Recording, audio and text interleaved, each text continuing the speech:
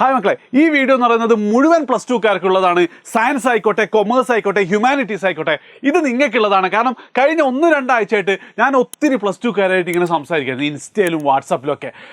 അവരോടൊക്കെ സംസാരിച്ചപ്പോൾ അല്ലെങ്കിൽ നിങ്ങളോട് സംസാരിച്ചപ്പം എനിക്ക് മനസ്സിലായത് നിങ്ങളൊരു പാരാലിസിസ് അവസ്ഥയിലാണ്. അതായത് ഇതാണ് നിങ്ങളുടെ ഒരു സ്ഥായിയായ ഭാവം. അതായത് പ്രത്യേകിച്ച് ലക്ഷ്യബോധമൊന്നുമില്ല, എന്താ ചെയ്യേണ്ടതെന്നറിയില്ല, പക്ഷേ ഇങ്ങനെ ആയാൽ പോരാന്നുള്ള വിശ്വാസം 100% നിങ്ങൾക്കുണ്ട്. എന്തൊക്കെയോ ചെയ്യേണ്ടതായിരുന്നു. ഓരോ ദിവസവും രാത്രി ഉറങ്ങാൻ കിടക്കുമ്പോൾ ഇന്നും പോയല്ലോ എന്നുള്ള റിഗ്രറ്റിലാണ്, ഒന്നും ചെയ്യാൻ പറ്റിയില്ല എന്നുള്ള കുറ്റബോധത്താണ് നിങ്ങളെ പലരും ഉറങ്ങുന്നത് അല്ലേ? സത്യമല്ലേ? അങ്ങനെയാണെങ്കിൽ ഈ വീഡിയോ നിങ്ങൾക്കുള്ളതാണ്. കാരണം എന്താ, പ്ലസ് ടു തുടങ്ങിയിട്ടേ ഉള്ളൂ. We are going to bounce back from right now. ഈ ഒരു നിമിഷം മുതൽ എന്താണ്, നമ്മൾ ഒരു ഫീനിക്സ് പക്ഷിയെ പോലെ ഉയർത്തെഴുന്നേക്കാൻ പോവാണ്. അതിന് വേണ്ടിയിട്ടുള്ള വീഡിയോ ആണ്. അതുകൊണ്ട് തന്നെ എന്ത് ചെയ്യാം, നിങ്ങളെ ക്ലാസ്സിലുള്ള മുഴുവൻ ഫ്രണ്ട്സിനും, നിങ്ങൾക്കറിയാവുന്ന മുഴുവൻ പ്ലസ് ടുക്കാർക്കും ഈ വീഡിയോ ഷെയർ ചെയ്ത് കൊടുക്കുക. ഏറ്റവും ആദ്യം ഭൂരിഭാഗം കുട്ടികളുടെയും പ്രശ്നം എന്താ വെച്ചാൽ, സാറേ ഞാൻ 10ാം ക്ലാസ്സൊക്കെ നന്നായിട്ട് പഠിച്ചിട്ടുണ്ടായിരുന്നു, അല്ലെ 10ാം ക്ലാസ് എനിക്ക് അധികം മാർക്ക് ഉണ്ടായിരുന്നില്ല, പക്ഷെ +1 ഞാൻ നന്നായിട്ട് പഠിക്കുമെന്ന് വിചാരിച്ചു. പക്ഷെ സാർ എൻ്റെ +1 ഞാൻ വിചാരിച്ചതുപോലെ ആയില്ല, മാർക്കൊക്കെ വളരെ കുറവാണ്. ഇനിയിപ്പോൾ +2 പഠിച്ചിട്ട് പ്രത്യേകിച്ച് കാര്യമുണ്ടോ? അതായത് നിങ്ങൾ തന്നെ സ്വയം അങ്ങ് കരുതുകയാണ് നിങ്ങളെ കൊണ്ട് ഇനി ഒന്നും നടക്കൂല എന്നുള്ള. മക്കളെ, നിങ്ങൾ മനസ്സിലാക്കേണ്ട കാര്യം, നിങ്ങളുടെ +1 മാർക്ക് എത്ര കുറവാണെങ്കിലും അത് നിങ്ങളെ ഒരു രീതിയിലും ബാധിക്കില്ല എന്നുള്ള ഇപ്പം ഞാൻ കാണിച്ചു തരാം. എടാ അൾട്ടിമേറ്റ്ലി ഈ +1ലെയും +2ലെയൊക്കെ മാർക്ക് എന്തിനാ? ഇതിന് ശേഷം നമ്മൾ തുടർന്ന് എങ്ങോട്ട് പഠിക്കാൻ വേണ്ടിയിട്ടുള്ള കോഴ്സ്, നല്ല കോഴ്സ് കിട്ടാൻ വേണ്ടിയിട്ടല്ലേ. ഇതാ സയൻസ്, കൊമേഴ്സ്, ഹ്യൂമാനിറ്റീസ് എല്ലാവർക്കും കൂടെ നിങ്ങളുടെ ഭാവി പരിപാടി ഞാൻ കൃത്യമായിട്ട് എഴുതിയിട്ടുണ്ട്. ഇതിൽ എങ്ങനെയാണ് +1 മാർക്ക് നിങ്ങളെ ബാധിക്കാമെന്ന് ഞാൻ കാണിച്ചു തരാം. ഓക്കെ, റൈറ്റ്, നോക്കിക്കോ. അതായത് നിങ്ങളെ സംബന്ധിച്ചിടത്തോളം നിങ്ങൾ ഒരുപാട് ആൾക്കാർ, എസ്പെഷ്യലി സയൻസ് ആണെങ്കിൽ നിങ്ങൾ എന്തായിരിക്കും, ഒന്നെങ്കിലും മെഡിക്കൽ ഫീൽഡ് MBBS എടുക്കണം എന്നുള്ള ആഗ്രഹം ഉണ്ടാവും, അല്ലെങ്കിൽ എഞ്ചിനീയറിംഗ് ഫീൽഡ്, ഇപ്പോൾ ഏറ്റവും കൂടുതൽ സ്കോപ്പുള്ള എന്താ പറയുക കമ്പ്യൂട്ടർ സയൻസ് ഒക്കെ എടുക്കണം എന്ന് ആഗ്രഹമുള്ള കുട്ടികളായിരിക്കും അല്ലേ. നിങ്ങൾക്ക് +1 മാർക്ക് ഒരു രീതിയിലും നിങ്ങളെ ബാധിക്കില്ല. കാരണം മെഡിക്കൽ ഫീൽഡിൽ നിങ്ങൾക്ക് ഡോക്ടർ ആവണമെങ്കിൽ ഇന്ത്യയിൽ ഒരൊറ്റ എക്സാമേ ഉള്ളൂ, നീറ്റ്. ആൻഡ് അവിടെ നിങ്ങൾക്ക് +2 മാർക്കിനെ കുറിച്ച് നോക്കുകയില്ല. +2ൽ എന്തോ ബേസിക് ഇത്ര പെർസെൻറ്റേജ് വേണമെന്നുണ്ട്, അല്ലാതെ എന്താ അതും +2 ആണ്, +1 അല്ല. ഓക്കെ, അപ്പം നീറ്റ് എഴുതിയാൽ മാത്രം മതി, നിങ്ങൾ +1 മാർക്ക് ഒരു രീതിയിലും നിങ്ങൾ ഡോക്ടർ ആവുന്നതിൽ തടയില്ല. ഇനിയിപ്പം എഞ്ചിനീയറിംഗിൻ്റെ കേസിലോ JEE-ക്കാണെങ്കിൽ +1 മാർക്ക് നോക്കുകയില്ല. അതേ സ്ഥാനത്ത് കീം, JEE നിങ്ങൾക്കറിയാം NIT-യിലേക്കും IIT-യിലേക്കുള്ള പ്രവേശനമാണെങ്കിൽ കീം കേരളത്തിലെ എഞ്ചിനീയറിംഗ് കോളേജിലുള്ള പ്രവേശനത്തിന് +2 മാർക്ക് നോക്കും. 50% വെയിറ്റേജ് ഉണ്ട്. പക്ഷെ അവിടെ നിങ്ങൾ ആലോചിക്കേണ്ടത്, നിങ്ങൾ മനസ്സിലാക്കേണ്ടത്, അത് +2 മാർക്ക് മാത്രമാണ്. +1ൽ നിങ്ങൾക്ക് എത്ര മാർക്ക് കിട്ടുന്നില്ല ഒരാളും നോക്കുന്നില്ല. അതായത് ഇപ്പം ഈ നിമിഷം മുതൽ നിങ്ങൾ +2 നല്ല രീതിയിൽ മാർക്ക് വാങ്ങിയാൽ ഉറപ്പായിട്ടും കീമിന് നിങ്ങൾക്ക് നല്ല റാങ്കിലേക്ക് എത്താൻ പറ്റും. ഓക്കെ, ഒരിക്കലും നിങ്ങൾ +1 അവിടെ വിഷയമേ അല്ല.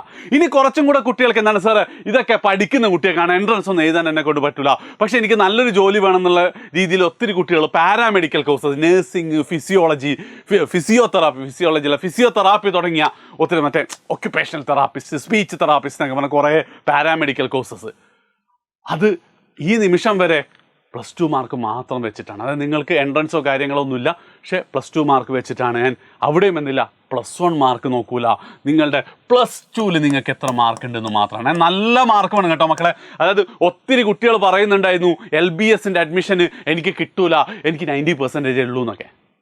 അപ്പം നല്ല മാർക്കാണ്. ഇപ്പം തന്നെ നിങ്ങൾ മനസ്സിലാക്കുക, പാരാമെഡിക്കൽ ഒരു ഗവൺമെൻറ് കോളേജിൽ നിങ്ങൾക്ക് കിട്ടണമെങ്കിൽ, ഫീസൊന്നും കിട്ടാതെ നോക്കണമെങ്കിൽ, ഫീസൊന്നും അടക്കാതെ നിങ്ങൾക്ക് പഠിക്കാൻ പറ്റും എന്നുള്ള നിങ്ങൾ ആലോചിക്കേണ്ടത്. കോഴിക്കോട് മെഡിക്കൽ കോളേജിൽ എന്തുണ്ട്, നിങ്ങൾക്ക് BSc നഴ്സിംഗ് പഠിക്കാൻ പറ്റും ഫ്രീ ആയിട്ട്. +2ൽ നല്ല മാർക്ക് വാങ്ങിയാൽ മതി. നിങ്ങൾ 2 മാസം വെറുതെ ഇരുന്ന് നിങ്ങൾ ജൂൺ ജൂലൈ അവസാനിക്കാറായി. പക്ഷേ ഇനി അങ്ങോട്ടുള്ള മാസങ്ങളിൽ പഠിച്ചാൽ എന്ത് ചെയ്യാൻ പറ്റും, നിങ്ങളെ കൊണ്ട് അത് പറ്റുമടാ. ആൻഡ് ഇത് സയൻസുകാരുടെ മാത്രമല്ല കേട്ടോ. ഇപ്പം ഞാൻ ആദ്യം പറഞ്ഞ കൊമേഴ്സുകാർക്കും, ഇപ്പം നിങ്ങളുടെ കൊമേഴ്സ് പ്രൊഫഷണൽസ്, അതായത് CA ACC SCM, അതൊക്കെ നിങ്ങൾ എഴുതാൻ പോകുന്ന എക്സാമാണ്. ഇവിടെയൊക്കെ എന്താണ്, ഒരു ബേസിക് മാർക്ക് മാത്രമേ വേണ്ടൂ. അതും മിക്കവാറും എന്തായിരിക്കും, +2 തന്നെ ആയിരിക്കും. ഇനി അതേപോലെ ഹ്യൂമാനിറ്റീസുകാരൊക്കെ ഏറ്റവും കൂടുതൽ പോകുന്ന ഒരു സാധനമാണ് ഇത്. CA CMA ഒക്കെ പോകുന്നുണ്ട്. അതിൻ്റെ കൂടെ തന്നെയാണ് ലോയിലേക്ക് പോകും. അതിന് എൻട്രൻസ് എക്സാമാണ്, ക്ലാറ്റും ക്ലീയും. +1 മാർക്കേ അവിടെ വിഷയമില്ല. ആൻഡ് നെക്സ്റ്റ് അപ്പം നിങ്ങൾ ചോദിക്കും, അപ്പോൾ സാറേ ഈ +1 മാർക്ക് ഇപ്പം എന്തിനാണ് വിഷയം? ഒരൊറ്റ കാര്യത്തിന് +1 മാർക്ക് വിഷയമുള്ളൂ.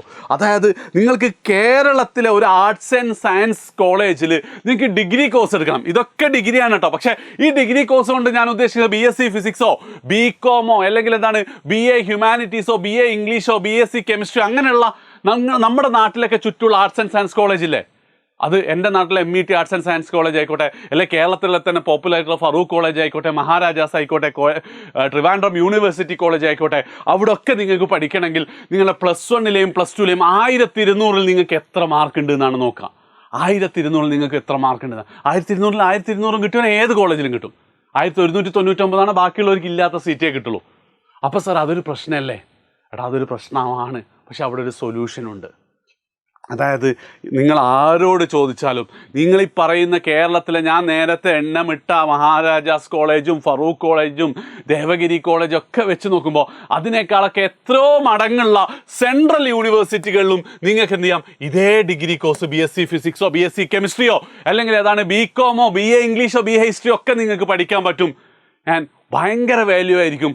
ഇന്ത്യയിലെ ബെസ്റ്റ് ബ്രെയിൻസിൻ്റെ കൂടെ നിങ്ങൾക്ക് ഒരുമിച്ച് പഠിക്കാം. സെയിം കോഴ്സ് നിങ്ങൾക്ക് പഠിക്കാം. ബെറ്റർ വാല്യൂ ഉള്ള കോഴ്സ് പഠിക്കാം. അതിന് CUET എന്നുള്ള ഒരൊറ്റ എൻട്രൻസ് എക്സാമാണ്. മക്കളെ, ഇത് നിങ്ങൾ സീരിയസ് ആയിട്ട് ആലോചിക്കണം കേട്ടോ. ഈ പറയുന്നത് ഒന്നും നിങ്ങളുടെ ലക്ഷ്യമല്ലെങ്കിൽ ഉറപ്പായിട്ടും നിങ്ങൾ ഈ നിമിഷം മുതൽ CUETക്ക് വേണ്ടി നിങ്ങൾ പ്രിപ്പയർ ചെയ്ത് തുടങ്ങണം. എഡ്യൂപോർട്ടൽ ക്ലാസ് ഉണ്ടെന്ന് തോന്നുന്നു. ആ ക്ലാസ്സിനെ കുറിച്ച് പറയാനല്ല, CUETക്ക് വേണ്ടി നിങ്ങൾ പ്രിപ്പയർ ചെയ്ത് തുടങ്ങണം. കാരണം നിങ്ങളുടെ ലൈഫ് മാറി മറിയും. അതായത് വളരെ സിമ്പിളാണ്. You are the average of 5 people around U. നിങ്ങളെ ചുറ്റുമുള്ള 5 ആൾക്കാരുടെ ആവറേജാണ് നിങ്ങളെന്ന് പറയാം. നിങ്ങളൊന്ന് ആലോചിച്ചേക്ക്, നിങ്ങളെ ചുറ്റുമുള്ള നിങ്ങൾ ഏറ്റവും കൂടുതൽ സമയം സ്പെൻഡ് ചെയ്യുന്ന 5 ആൾക്കാരുടെ അതേ ക്യാരക്ടർ. നിങ്ങളൊരു അടിപൊളി ഭയങ്കര എന്താ പറയുക മോട്ടിവേറ്റഡ് ആയിട്ടുള്ള ഡിറ്റർമൈൻഡ് ആയിട്ട് ഗ്രൂപ്പിൻ്റെ കൂടെയാണ് നിങ്ങൾ 5 ആൾക്കാർ. നിങ്ങൾക്ക് അതുണ്ടാവും അല്ലേ? ഉഴപ്പന്മാരാണ്, അതിലൊരു ഉഴപ്പനല്ലേ നിങ്ങൾ? You are the average of 5 people around U എന്നാണെങ്കിൽ നിങ്ങൾ നിങ്ങളുടെ നാട്ടിലുള്ള ഒരു ആർട്സ് ആൻഡ് സയൻസ് കോളേജ് പഠിച്ചാൽ അത്രയേ എത്തുള്ളൂ. ഡൽഹി യൂണിവേഴ്സിറ്റിയിലോ പോണ്ടിച്ചേരി, ഡൽഹി യൂണിവേഴ്സിറ്റി ഒത്തിരി മലയാളികളുണ്ടടാ. എഡ്യൂപോർട്ട് തന്നെ ഓരോ വർഷം എന്തുണ്ട് എനിക്ക് തോന്നുന്നു ഏറ്റവും കൂടുതൽ മലയാളികളെ സെൻട്രൽ യൂണിവേഴ്സിറ്റിയിലേക്ക് അയക്കുന്ന എഡ്യൂപോർട്ടാണ്. അത് സയൻസ് എന്ന് പഠിച്ച ആൾക്കാരുണ്ട്, കൊമേഴ്സ് പഠിച്ച ആൾക്കാരുണ്ട്, ഹ്യൂമാനിറ്റി. നമ്മുടെ ഷിതമോളുണ്ട് പൊളിറ്റിക്കൽ സയൻസിൽ. കഴിഞ്ഞ വർഷം കേരളത്തിൽ നിന്ന് ഒറ്റ കുട്ടികളും മലയാളി. ഏത് ഹിന്ദു കോളേജിൽ കേട്ടോ, അത് ഷിതമോളാണ് നമ്മളെ കൂടെ പഠിച്ച. അപ്പം ആ ലെവലിൽ എന്തുണ്ട്? CUETക്ക് വേണ്ടി നിങ്ങൾ പ്രിപ്പയർ ചെയ്താൽ ചിലപ്പോൾ നിങ്ങളുടെ ലൈഫ് മാറും. ആൻഡ് CUETയുടെ ഏറ്റവും വലിയ ഗുണം എന്താണെന്നോ? ഇതിലെ പലതും കീം ആയിക്കോട്ടെ, നീറ്റ് ആയിക്കോട്ടെ, JEE ആയിക്കോട്ടെ, അതൊക്കെ +1ലെയും +2ലെയും ടോപ്പിക്ക് പഠിക്കേണ്ട സമയത്ത് CUETക്ക് +2ലെ ടോപ്പിക്ക് മാത്രമേ ഉള്ളൂ. CUETനെ കുറിച്ച് ഡീറ്റെയിൽ ആയ വീഡിയോ ആണ്, ഞാൻ വെറുതെ ലാഗ് അടിപ്പിക്കുന്നില്ല. നിങ്ങൾ പറയാം, കാരണം CUETക്ക് ഒറ്റ കാര്യങ്ങൾ പറയാണ്. +2ലെ ടോപ്പിക്ക് മാത്രമേ ഉള്ളൂ. നിങ്ങൾക്ക് ഇഷ്ടമുള്ള സബ്ജക്റ്റ് മാത്രം പഠിച്ചാൽ മതി. ആൻഡ് നിങ്ങൾക്ക് കിട്ടാൻ പോകുന്ന വൻ ഭാഗ്യമാണ്. ആൻഡ് ചുരുക്കി പറഞ്ഞാൽ ഈ പറയുന്നതല്ലാതെ നിങ്ങൾക്ക് ഒരു സാധനവും നിങ്ങൾക്ക് പോകാനില്ല. എല്ലാം ഇതിൽ ഇൻക്ലൂഡഡ് ആണ്. അതിൽ ഒരു സ്ഥലത്ത് പോലും എന്തില്ല +1 മാർക്ക് ഇവിടെ ബാധിക്കുന്ന വിഷയമല്ല. ആൻഡ് എൻ്റെ അഭിപ്രായത്തിൽ നിങ്ങൾക്ക് കൃത്യമായ ലക്ഷ്യബോധമുണ്ടെങ്കിൽ നിങ്ങൾ ഇമ്പ്രൂവ്മെൻറ്റിനും പഠിക്കേണ്ടതെന്ന് ഞാൻ പറയാം. അത് ചിലപ്പോൾ നിങ്ങൾ അവസാനം പഠിക്കും കേട്ടോ. പക്ഷേ ഇതിലേതെങ്കിലും പഠിക്കുന്നതിനേക്കാൾ ബെറ്റർ ഓപ്ഷൻ ഞാനാണ് നിങ്ങളുടെ സ്ഥാനത്ത്, ഞാൻ അതേ ചെയ്യുള്ളൂ. ഓക്കെ. ആൻഡ് ചുരുക്കി പറഞ്ഞാൽ ദ ഗെയിം ഈസ് ഓൺ. മനസ്സിലായില്ലേ? 2 മാസം കഴിഞ്ഞു. The best time to start something was maybe 2 months before. But the next best time എന്ന് പറയുന്നത് right now ആണ്. ഇപ്പം ഈ നിമിഷം മുതലാണ്. നിങ്ങളൊന്ന് ആലോചിച്ചോക്ക്, നിങ്ങൾക്കൊന്നും നഷ്ടപ്പെട്ടിട്ടില്ല. ഞാൻ നേടാൻ ഒരുപാട് കാര്യങ്ങളുണ്ട്. 25-26 വയസ്സാകുമ്പം നല്ലൊരു ജോലി, നല്ല സാലറി എന്നുള്ള സ്വപ്നത്തിലേക്ക് എന്താണ് ഇനിയും അവസാനിച്ചിട്ടില്ല. നിങ്ങൾ എന്ത് ചെയ്താൽ മതി? ഇനി അങ്ങോട്ടുള്ള ദിവസം സീരിയസ് ആയാൽ മാത്രം മതി. പക്ഷേ സാർ എന്നെ കൊണ്ട് പറ്റൂല എന്നാണെങ്കിൽ ഒരൊറ്റ കാര്യം കൂടെ ഞാൻ പറഞ്ഞിട്ട് അവസാനിപ്പിക്കാം. മക്കളെ, നിങ്ങളൊരു ദിവസത്തെ ഞാൻ എന്ത് ചെയ്യാണ്? ഞാൻ ഡിവൈഡ് ചെയ്ത് തരാണ്. നിങ്ങൾ 8 മണിക്കൂർ ഉറങ്ങിക്കോ. ഒരു +2കാരൻ 8 മണിക്കൂർ ഉറങ്ങേണ്ട ആവശ്യമൊന്നുമില്ല. 8 മണിക്കൂർ നിങ്ങൾ ഉറങ്ങിക്കോ. ഏത് സമയം മുതൽ ഏത് സമയം വരെ ആയാലും കുഴപ്പമില്ല. ആൻഡ് ഒരു 10 മണിക്കൂർ ഞാൻ എന്ത് ചെയ്യാണ്? നിങ്ങൾ സ്കൂളിന് വേണ്ടി വിടുക. 10 മണിക്കൂർ എന്ന് പറഞ്ഞാൽ രാവിലെ ഒരു 8 മണിക്ക് ഇറങ്ങിയിട്ട് നിങ്ങൾ വൈകുന്നേരം 6 മണിക്ക് തിരിച്ച് വരുന്ന രീതിയിൽ.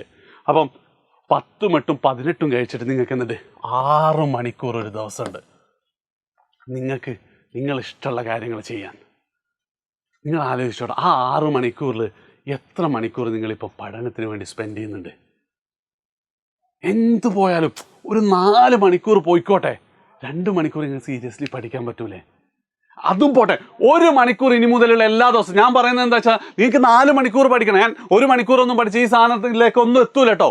പക്ഷെ 1 മണിക്കൂർ വെച്ച് നമുക്ക് തുടങ്ങിക്കൂടെ? എല്ലാ ദിവസവും 1 മണിക്കൂർ നിങ്ങൾ പഠിക്കാൻ. ഒരൊറ്റ കാര്യം, ഈ 1 മണിക്കൂർ എന്ന് പറയുന്നത് നിങ്ങൾ സ്കൂളിൽ നാളെ ചെയ്യേണ്ട ഹോംവർക്കുകളോ അല്ലെങ്കിൽ ലാബിൻ്റെ സാധനങ്ങൾ എഴുതൽ അതൊന്നുമല്ല. അതല്ലാതെ എന്ത് ചെയ്യണം? നിങ്ങൾ സ്വന്തമായിട്ട് നിങ്ങൾക്കൊരു ചോയ്സ് ഉള്ള സാധനം. ഞാൻ ഇന്ന് ഇത് പഠിക്കാൻ പറഞ്ഞാൽ 1 മണിക്കൂർ നിങ്ങൾക്ക് പഠിക്കാൻ പറ്റും. നിങ്ങൾ സയൻസ് ആയിക്കോട്ടെ, കൊമേഴ്സ് ആയിക്കോട്ടെ, ഹ്യൂമൻ. ഞാൻ പറയാണ്, നിങ്ങൾ അങ്ങനെ പഠിക്കുകയാണെങ്കിൽ കേരളത്തിലെ ടോപ്പ് 1% നിങ്ങൾ ഉണ്ടാവും. ടോപ്പ് 1% നിങ്ങളുടെ. കാരണം അത്രക്കും കുറച്ച് ആൾക്കാർ ഇപ്പോൾ അത് സ്പെൻഡ് ചെയ്യുന്നുള്ളൂ അല്ലേ? നിങ്ങളെ ചുറ്റുമുള്ള എത്ര ആൾക്കാർ അങ്ങനെ പഠിക്കുന്നുണ്ട്? അപ്പം ആ ഒരു രീതിയിൽ നിങ്ങളൊന്ന് തീരുമാനിക്കണം. ഒന്ന് ഇപ്പോൾ ഒരു ഡിസിഷൻ എടുക്കണം. 1 മണിക്കൂർ ഞാൻ പഠിക്കുന്നുള്ളത്, ഈ 6 മണിക്കൂർ 1 മണിക്കൂർ തുടങ്ങും നമ്മൾ. നിങ്ങൾ തന്നെ കൂട്ടണങ്ങൾ, കൂട്ടാനൊന്നും ഞാൻ പറയില്ല. 1 മണിക്കൂർ എന്ത് ചെയ്യുക, നിങ്ങൾ കൂട്ട് 1.5 2 ആക്കി നോക്ക്. നിങ്ങൾക്ക് അത്ഭുതങ്ങൾ സംഭവിക്കുന്നത് കാണാൻ പറ്റും. ആൻഡ് ഒരൊറ്റ കാര്യം കൂടെ, ആ 1 മണിക്കൂർ ഏതാന്ന് ഇപ്പോൾ ഈ നിമിഷം നിങ്ങൾ കമൻറ്റ് ചെയ്യണം. ആലോചിച്ച് നോക്കുക. 1 മണിക്കൂർ രാവിലെ സാറേ 6 മണി മുതൽ 7 മണി വരെ, അല്ലെങ്കിൽ സാറേ രാത്രി 7 PM to 8 PM, അല്ലെങ്കിൽ സാറേ രാത്രി 11 to 12, ഏതാണെങ്കിലും 1 മണിക്കൂർ നിങ്ങൾ പഠിക്കുമെന്ന് ഉറപ്പിക്കുക. നിങ്ങളോട് തന്നെ സത്യം ചെയ്യുക. പാരൻസിനോട് ഒന്നും പറയണ്ട. പാരൻസിനോടൊക്കെ പറയാതെ എന്ത് ചെയ്യും പൊട്ടാൻ. നിങ്ങൾ മനസ്സിലാക്കേണ്ട ഒരു കാര്യം ഞാൻ പറഞ്ഞു കേട്ടോ. ഞാനിപ്പോൾ ഒരു കാര്യം ഇന്ന് ഞാൻ 8 മണിക്ക് അത് ചെയ്യുമെന്ന് പറഞ്ഞിട്ട് ഞാനത് ചെയ്യുന്നില്ലെങ്കിൽ ഞാൻ ഇവിടെ എത്തില്ല. കാരണം നമുക്ക് നമ്മളോട് തന്നെ സത്യസന്ധത പുലർത്താൻ പറ്റുന്നില്ലെങ്കിൽ, നമുക്ക് നൽകിയൊരു വാക്ക് നമുക്ക് പാലിക്കാൻ പറ്റില്ല, എവിടെ എത്തൂലടാ. നിങ്ങൾ ആലോചിച്ച് നോക്ക് അല്ലേ? ശരിയല്ലേ? അപ്പം എന്താ ചെയ്യേണ്ടത്? ഇപ്പോൾ ഈ നിമിഷം ഈ സമയം ഞാൻ പഠിക്കുന്നു കരുതുക. ഫോണിലാണ് പഠിക്കുന്നതെങ്കിൽ ബാക്കി എല്ലാ ഡിസ്ട്രാക്ഷൻ, എല്ലാ നോട്ടിഫിക്കേഷനും ഓഫ് ചെയ്തിട്ട് ആ 1 മണിക്കൂർ പഠിക്കുക. അല്ലെങ്കിൽ ടെക്സ്റ്റ് ബുക്ക് തുറന്നാണെങ്കിൽ ഫോൺ മാറ്റി വെക്കുക. 1 മണിക്കൂർ ഇനി മുതൽ എല്ലാ ദിവസവും നിങ്ങൾ പഠിക്കുക. അടുത്തൊരാഴ്ച നിങ്ങൾ പഠിക്കുകയാണെങ്കിൽ അടുത്ത ആഴ്ച ഞാൻ വീണ്ടും വരാം, ഇതെങ്ങനെ ബെറ്റർ ആക്കാന്നുള്ളത്, അല്ലെങ്കിൽ എന്ത് പഠിക്കുക, എങ്ങനെ പഠിക്കുക എന്നുള്ളത്. ഇപ്പം നിങ്ങൾ ചെയ്യേണ്ടത്, ഒന്നും അറിയാത്ത ആൾക്കാരാണെങ്കിൽ ഇന്ന് ചാപ്റ്റർ തീരുമാനിക്കുക. യൂട്യൂബിൽ സെർച്ച് ചെയ്യുക, ഇന്ന് ചാപ്റ്റർ എജ്യൂപോർട്ടെന്ന്. ആ ചാപ്റ്റർ കണ്ടാൽ മാത്രം മതി. ചോദ്യങ്ങളൊക്കെ ഉള്ളത് ഒന്ന് ചെയ്ത് നോക്കുക. അത് മാത്രം ചെയ്ത ഒരാഴ്ച നമ്മളൊക്കെ എന്ത് ചെയ്യാം, നമ്മൾ ബൗൺസ് ബാക്ക് റീഗെയിൻ ചെയ്യാൻ പോവാണ്. നമ്മളെ നഷ്ടപ്പെട്ട അല്ലെങ്കിൽ നിരാശയിലായ, ആശയറ്റുപോയ നിങ്ങൾ എന്ത് ചെയ്യാണ്, തിരിച്ചൊരു ഹോപ്പ് തരാൻ പോവാണ്. സോ ഇപ്പം നിങ്ങൾ എന്താ ചെയ്യേണ്ടത്, ആലോചിച്ച് നോക്കുക. ആ 1 മണിക്കൂർ ഏതാണെന്നുള്ളത് വേഗം തന്നെ കമൻറ്റ് ചെയ്യുക. മാക്സിമം നിങ്ങളെല്ലാ ഫ്രണ്ട്സിനും ഷെയർ ചെയ്യുക. നേരത്തെ ഞാൻ പറഞ്ഞതുപോലെ തന്നെ സെൻട്രൽ യൂണിവേഴ്സിറ്റിയിൽ എത്തുമ്പോൾ മാത്രമല്ല, ഇപ്പം നിങ്ങളുടെ കൂടെയുള്ള ഫ്രണ്ട്സ് നന്നായാൽ ഉറപ്പായിട്ടും എന്ത് ചെയ്യാൻ പറ്റും, നിങ്ങൾ നന്നായിക്കോളും ഓട്ടോമാറ്റിക്കലി. സോ മാക്സിമം നിങ്ങളെല്ലാ ഫ്രണ്ട്സിനും ഷെയർ ചെയ്യുക. ആ 1 മണിക്കൂർ ഏതാണെന്നുള്ളത് ഇപ്പോൾ ഇവിടെ കമൻറ്റ് ചെയ്യാം.